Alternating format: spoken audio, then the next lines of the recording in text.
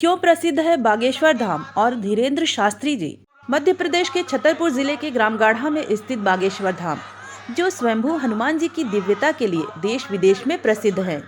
कई तपस्वियों की दिव्य भूमि है बागेश्वर धाम, जहां लोगों को बालाजी महाराज की कृपा और आशीर्वाद दर्शन मात्र से ही मिल जाते हैं।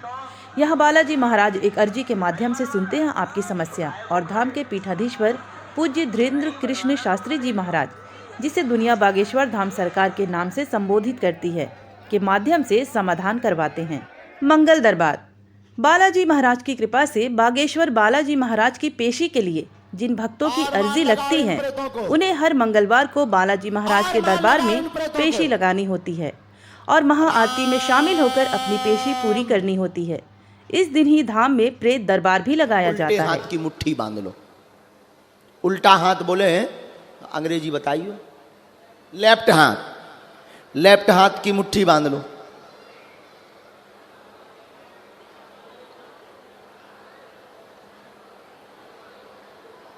पांव की ना बांध रही हो, हाथ की।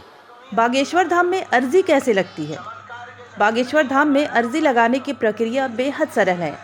करना भी इतना होता है कि आप जब धाम पर आते हैं तो आपको लाल कपड़े में एक नारियल बांधकर धाम परिसर में रखना होता है। हालांकि यहाँ आप लाल, पीले और काले कपड़े में बंधा नारियल देखेंगे। इसके पीछे की वजह यह है कि अगर आपकी अर्जी सामान्य है तो लाल कपड़े में नारियल बांधें, अगर शादी विवाह से जुड़ी अर्जी है तो नारियल को पीले कपड़े में बांधें, और अगर अर्जी प्रेत बाधा से जुड़ी है तो नारियल को काले कपड़े में बांधें।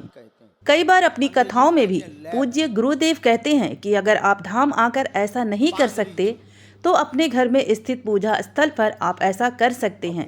बागेश्वर बालाजी महाराज आपकी अर्जी को अवश्य सुनेंगे।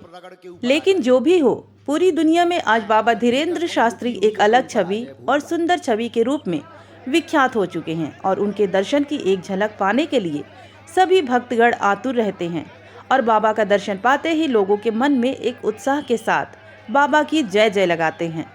निष्पक्ष टुडे ब्यूरो रिपोर्ट।